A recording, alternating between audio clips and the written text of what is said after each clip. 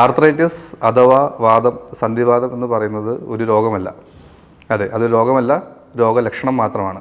സന്ധികളിൽ വരുന്ന വേദനയ്ക്കും നീരിനും നമ്മൾ ഇംഗ്ലീഷിൽ പറയുന്ന വാക്കാണ് ആർത്രൈറ്റിസ്. മലയാളത്തിൽ അതിനെ നമ്മൾ വാദം, അല്ലെങ്കിൽ സന്ധിവാദം എന്ന് പറയും.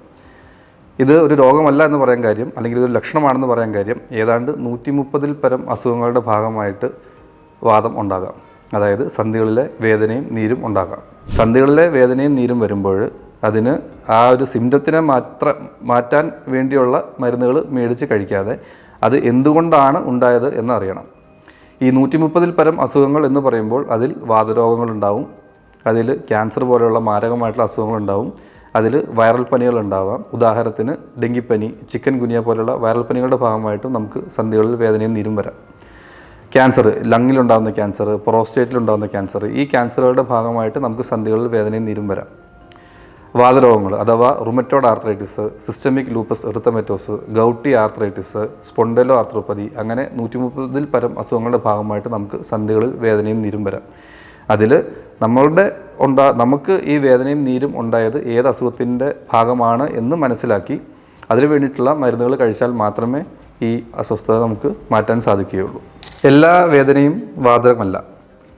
നമ്മൾ മലയാളികൾക്ക് വേദന, നീര്, കഴയ്ക്കൽ, മരവിപ്പ്, പുകച്ചിൽ ഇതെല്ലാം നമ്മൾ വാദത്തിൻ്റെ ഭാഗമായിട്ടാണ് കൺസിഡർ ചെയ്യാറ്. എന്നാൽ വാദത്തിന് അല്ലെങ്കിൽ വാതരോഗത്തിന് അതിൻ്റേതായിട്ടുള്ള ചില ലക്ഷണങ്ങളുണ്ട്. വേദനയുടെ കൂടെ നീരുള്ള ഭാഗത്ത് തൊട്ട് നോക്കുമ്പോൾ ഒരു ചെറിയ ചൂട്, ആ ഭാഗത്ത് ചെറിയൊരു ചുവപ്പ് നിറം അല്ലെങ്കിൽ ഒരു നീല നിറം, പിന്നെ ആ ഭാഗം അനക്കാനുള്ള ബുദ്ധിമുട്ട്, ഇതൊക്കെയാണ് വാതരോഗത്തിൻ്റെ ടിപ്പിക്കലായിട്ടുള്ള ലക്ഷണങ്ങൾ. ഇനിയും ഈ ഓരോ രോഗത്തിന് അനുസരിച്ച് നമ്മളുടെ സന്ധികളിലുണ്ടാകുന്ന വേദനയും നീരും, അല്ലെങ്കിൽ ഏതൊക്കെ സന്ധികളിലാണ് വേദനയും നീരും ഉണ്ടാകുന്നത് അതിനനുസരിച്ച് മാറിക്കൊണ്ടിരിക്കും. ഉദാഹരണത്തിന് റുമറ്റോയ്ഡ് ആർത്രൈറ്റിസ് എന്ന് പറയുന്ന അസുഖത്തിൽ പ്രധാനമായും നമ്മുടെ കയ്യിലെ ചെറിയ വിരലുകളിലാണ് വേദനയും നീരും ഉണ്ടാവുക. അത് കൈക്കുഴയിലുണ്ടാവാം, കൈമുട്ടിലുണ്ടാവാം, ഷോൾഡറിലുണ്ടാവാം, കാൽമുട്ടിലുണ്ടാവാം, കാൽക്കുഴയ്ക്കുണ്ടാവാം. അങ്ങനെ നമ്മുടെ സന്ധികളിൽ നട്ടലിൻ്റെ താഴ്ഭാഗം ഒഴിച്ച് വേറെ എവിടെ വേണമെങ്കിലും സന്ധികളിൽ വേദന നീരുണ്ടാക്കാവുന്ന ഒരു അസുഖമാണ് റുമറ്റോയ്ഡ് ആർത്രൈറ്റിസ്. ഈ റുമറ്റോയ്ഡ് ആർത്രൈറ്റിസിനെ നമ്മൾ തെറ്റായി ആമവാദം, സന്ധിവാദം എന്നൊക്കെ പറയാറുണ്ട്. ആയുർവേദത്തിൽ റുമറ്റോയ്ഡ് ആർത്രൈറ്റിസിന് ഇട്ടിരിക്കുന്ന പേര് വാതരക്തം എന്നാണ്. തുടക്കകാലത്തിൽ ചിലപ്പോൾ കാണുന്നത് രാവിലെ എണീക്കുമ്പോൾ ഉണ്ടാകുന്ന സ്റ്റിഫ്നെസ് മാത്രമായിരിക്കും. രാവിലെ എണീക്കുമ്പോൾ കൈകളിൽ വല്ലാത്ത മുറുക്കം ഫീൽ ചെയ്യാം. രാവിലെ എണീറ്റ് ഒരു അരമണിക്കൂർ 1 മണിക്കൂറൊക്കെ കഴിയുമ്പോഴായിരിക്കും കൈകാലുകളിലെ ചലനങ്ങൾ ഒന്ന് ശരിയായി വരിക. ഉച്ച വരെ ചിലപ്പോൾ അത് നീണ്ടു നിൽക്കാറുണ്ട്. ഉച്ച കഴിയുമ്പോൾ നമ്മൾ നോർമലാവും. വൈകിട്ടാകുമ്പോൾ പിന്നെയും ഇതുപോലെ സ്റ്റിഫ്നെസ്, മുറുക്കം ഉണ്ടാകും. പിറ്റേ ദിവസം രാവിലെ ആകുമ്പോൾ സ്റ്റിഫ്നെസ് വീണ്ടും ഉണ്ടാകുന്നു. നമുക്ക് രാവിലെ എണീറ്റ് ഉടുപ്പിൻ്റെ ബട്ടൺസ് ഇടാനോ, അല്ലെങ്കിൽ ഡോറ് തുറക്കാനോ, അല്ലെങ്കിൽ ബോട്ടിലിൻ്റെ അടപ്പ് തുറക്കാനോ ഒക്കെ ബുദ്ധിമുട്ട് രാവിലെ എണീക്കുമ്പോൾ ഉണ്ടാകുന്നതാണ്. പിന്നീട് 1 മണിക്കൂർ 2 മണിക്കൂറൊക്കെ കഴിയുമ്പോൾ ആ ബുദ്ധിമുട്ട് പതുക്കെ കുറഞ്ഞു വരുന്നു. അങ്ങനെ സന്ധികളിലെ വേദനയും അതിൻ്റെ കൂടെ സ്റ്റിഫ്നെസ് ഉണ്ടെങ്കിലും ഇത് ഇൻഫ്ലമേറ്ററി ആർത്രൈറ്റിസ്, അതായത് നീർക്കെട്ട് മൂലമുള്ള ആർത്രൈറ്റിസ് ആവാനായിട്ട് സാധ്യതയുണ്ട്. ഈ ലക്ഷണങ്ങൾ 4 ആഴ്ച 6 ആഴ്ചയിൽ കൂടുതലൊക്കെ നീണ്ടു നിന്നാൽ നിർബന്ധമായും നിങ്ങൾ റുമറ്റോളജിസ്റ്റിനെ കണ്ട് എന്ത് അസുഖത്തിൻ്റെ ഭാഗമാണെന്നുള്ളത് കണ്ടെത്തി ട്രീറ്റ്മെൻറ്റ് സ്വീകരിക്കേണ്ടതാണ്. വേറെ പല അവയവങ്ങളിലും ഈ അസുഖങ്ങൾ ഉണ്ടാക്കാം. ഇപ്പോൾ റുമറ്റോയ്ഡ് ആർത്രൈറ്റിസ് എന്ന് ഞാൻ പറഞ്ഞൊരു ഉദാഹരണമാണ്. റുമറ്റോളജിസ്റ്റ് ട്രീറ്റ് ചെയ്യുന്ന അസുഖങ്ങൾ ഓട്ടോ ഇമ്മ്യൂൺ അസുഖങ്ങളാണ്. അതായത് നമ്മൾ തന്നെ പ്രതിരോധശേഷി നമുക്കെതിരെ തിരിയുന്ന അസുഖങ്ങൾ. മലയാളത്തിൽ വേണമെങ്കിൽ ഇതിനെ സ്വയം രോഗപ്രതിരോധ രോഗം എന്ന് പറയാം.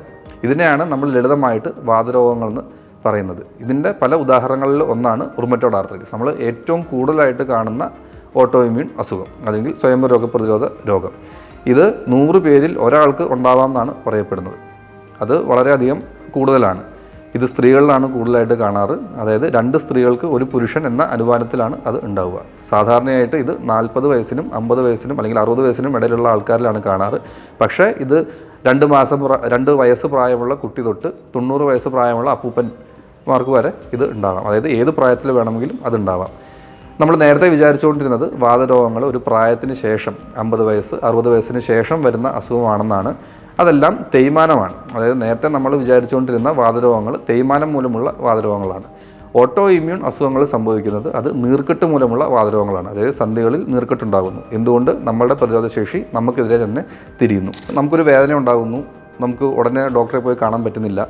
നമ്മൾ ലളിതമായിട്ട് എന്താണ് ചെയ്യാറ്? അടുത്തുള്ള മരുന്ന് കടയിൽ പോയിട്ട് ഒരു പെയിൻ കില്ലർ മേടിച്ച് കഴിക്കും. നമ്മുടെ വേദന കുറയും. കുറച്ച് മണിക്കൂറുകളിലേക്ക് അല്ലെങ്കിൽ കുറച്ച് ദിവസങ്ങളിലേക്ക് നമുക്കൊരു ആശ്വാസം ഉണ്ടാവും. ഈ വേദന പിന്നെയും വരുന്നു.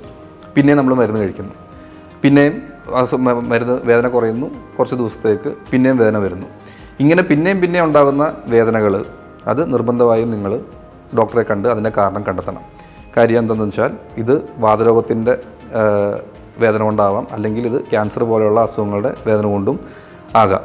ഇപ്പോൾ വാതരോഗത്തിനെ ഉദ്ദേശിച്ച് പറയുകയാണെങ്കിൽ, അതായത് ഓട്ടോ ഇമ്മ്യൂൺ അസുഖങ്ങളെ അപേക്ഷിച്ച് പറയുകയാണെങ്കിൽ, ഞാൻ പറഞ്ഞതുപോലെ ഓട്ടോ ഇമ്മ്യൂൺ അസുഖങ്ങൾ നമ്മുടെ ശരീരത്തിൻ്റെ ഏത് അവയവത്തിനെതിരെ വേണമെങ്കിലും തിരിയാവുന്നതാണ്. നമ്മൾ കൃത്യമായിട്ട് ഇത് ഇന്ന അസുഖത്തിൻ്റെ മൂലം അല്ലെന്ന്, അല്ലെങ്കിൽ ഏത് അസുഖത്തിൻ്റെതാണെന്ന് നമുക്ക് മനസ്സിലായില്ലെങ്കിൽ ഇതുപോലെ ഇടയ്ക്കിടയ്ക്ക് വേദനകളുടെ മരുന്ന് മേടിച്ച് കഴിക്കുമ്പോൾ വേദന കുറയും, പക്ഷേ അസുഖത്തിൻ്റെ ആക്ടിവിറ്റി നമ്മുടെ ശരീരത്തിൽ എപ്പോഴും ഉണ്ടാവും. ഉദാഹരണത്തിന് നീർക്കെട്ട് മൂലമുള്ള സന്ധിവേദനയാണ് ഓട്ടോ ഇമ്മ്യൂൺ അസുഖങ്ങൾ ഉണ്ടാകുമെന്ന് പറഞ്ഞു. ഈ നീര് നമ്മളുടെ സന്ധികളിൽ കിടക്കുകയും ഈ നീര് നമ്മുടെ അസ്ഥികളെയും തരുണാസ്ഥികളെയും നശിപ്പിച്ച് കളയുകയും ചെയ്യുന്നു. അങ്ങനെയാണ് ചെറിയ പ്രായത്തിൽ തന്നെ നമുക്ക് സന്ധികളിൽ തേയ്മാനം ഉണ്ടാകുന്നത്. ഒരിക്കൽ തേയ്മാനം ഉണ്ടായിക്കഴിഞ്ഞാൽ പിന്നെ തിരിച്ച് അതിൻ്റെ നോർമൽ അവസ്ഥയിലേക്ക് എത്ര ട്രീറ്റ്മെൻറ്റ് എടുത്താലും മാറാൻ സാധിക്കുന്നതല്ല. പിന്നീട് അതിന് വേണ്ടിയിട്ട് നമ്മൾ മരുന്നെടുത്ത് അതിൻ്റെ ഡാമേജ് കൂടുന്നതിനെ കുറയ്ക്കാനേ പറ്റുള്ളൂ, അല്ലെങ്കിൽ ഡാമേജ് കൂടുന്നതിൻ്റെ സ്പീഡ് കുറയ്ക്കാൻ മാത്രമേ പറ്റുള്ളൂ. മുന്നോട്ട് പോകുന്നതനുസരിച്ച് ചിലപ്പോൾ നമുക്ക് ആ ജോയിൻറ്റിനെ മാറ്റി, അതായത് ഓപ്പറേഷൻ പോലെയുള്ള കാര്യങ്ങളും ചിലപ്പോൾ ചെയ്യേണ്ടി വന്നേക്കാം. ഓട്ടോ ഇമ്മ്യൂൺ അസുഖങ്ങളുടെ വേറൊരു ബുദ്ധിമുട്ട് എന്താണെന്ന് വെച്ചാൽ ഇത് സന്ധികളെ ബാധിക്കുന്നത് പോലെ ആന്തരാവയവങ്ങളെ ബാധിക്കാം. ഉദാഹരണത്തിന് ഇത് ശ്വാസകോശങ്ങളെ ബാധിച്ചാൽ ശ്വാസകോശത്തിനകത്ത് നീർക്കെട്ടുണ്ടാവാം, ശ്വാസകോശം ആവശ്യത്തിന് വികസിക്കുകയും ചുരുങ്ങുകയും ഇല്ലാത്ത അവസ്ഥ വരാം. അപ്പോൾ നമ്മൾ പെട്ടെന്ന് സ്റ്റെപ്പൊക്കെ കയറുമ്പോൾ, പെട്ടെന്ന് കയറ്റം കയറുമ്പോൾ, അല്ലെങ്കിൽ നിരത്തിൽ നിന്ന് എണീക്കുമ്പോൾ, അല്ലെങ്കിൽ വലിയ വെയിറ്റ് എടുക്കുമ്പോൾ, വീട്ടിലെ ചെറിയ ചെറിയ ജോലികൾ ചെയ്യുമ്പോൾ നമുക്ക് ശ്വാസം മുട്ടലായിട്ട് അത് അനുഭവപ്പെടാം. നമുക്കിത് കണ്ണുകളെ ബാധിക്കാവുന്ന അസുഖമാണ്. കണ്ണിൽ ചിലപ്പോൾ ഇത് ചുവപ്പും വേദനയുമായിട്ടായിരിക്കും പ്രസൻറ്റ് ചെയ്യുക. ചിലപ്പോൾ കണ്ണീരില്ലാതെ ഉണക്കം മാത്രമായിട്ടായിരിക്കും പ്രസൻറ്റ് ചെയ്യുക. അത് കൃത്യമായിട്ട് അതിനെ മനസ്സിലാക്കി ട്രീറ്റ് ചെയ്തില്ലെങ്കിൽ കാഴ്ചയ്ക്ക് തന്നെ ബുദ്ധിമുട്ടുണ്ടാവാം. നമ്മുടെ ഉമിനീർഗ്രന്ഥികളെ അത് ബാധിക്കാം. ഉമിനീർഗ്രന്ഥികളെ ബാധിച്ചാൽ ഉമിനീരുണ്ടാകുന്നില്ല, വായ്ക്ക് ഡ്രൈനസ് ഉണ്ടാവാം. അതിൻ്റെ ഭാഗമായിട്ട് ചെറിയ പ്രായത്തിൽ തന്നെ മുമ്പിലത്തെ പല്ലുകൾ കേടും മുമ്പിലത്തെ പല്ലുകൾ നഷ്ടപ്പെടുകയും ചെയ്യാം. ഞരമ്പുകളെയും ഇത് തന്നെ ബാധിക്കാം. അപ്പം ഞരമ്പുകൾക്ക് അസ്വസ്ഥതകൾ ഉണ്ടാവാം. രക്തക്കുഴലുകളെ ബാധിക്കാം. രക്തക്കുഴലുകളെ ബാധിച്ചാൽ അത് നമ്മുടെ തൊലിപ്പുറത്ത് തിണർപ്പായിട്ടായിരിക്കും അത് കാണുക. പിന്നീട് അതിനകത്ത് അൾസർ വരാം. അത് ഹീലാവാതെ, അത് കരിയാതെ, ഉണങ്ങാതെ അത് നിൽക്കാം. അത് പിന്നീട് വലിയ വലിയ വ്രണങ്ങളിലേക്ക് മാറാം. ഇത് വൃക്കകളെ ബാധിച്ചാൽ എന്ത് സംഭവിക്കും? നമ്മൾ യൂറിൻ പാസ് ചെയ്യുമ്പോൾ അത് പതയായിട്ടായിരിക്കും കാണുക. യൂറിനിൽ കൂടെ പ്രോട്ടീൻ നഷ്ടപ്പെടുന്നതാണ് അത് കൃത്യമായിട്ട് മനസ്സിലാക്കിയില്ലെങ്കിൽ കിഡ്നി ഫെയിലിയറിലേക്ക് പോവാം.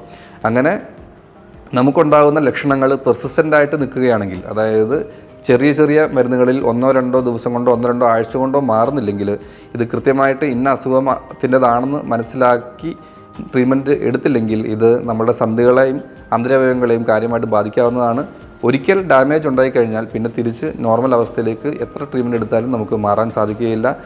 ഇതിന് കൃത്യമായിട്ടുള്ള ട്രീറ്റ്മെൻ്റ് ഉണ്ട്, മരുന്നുകളുണ്ട്.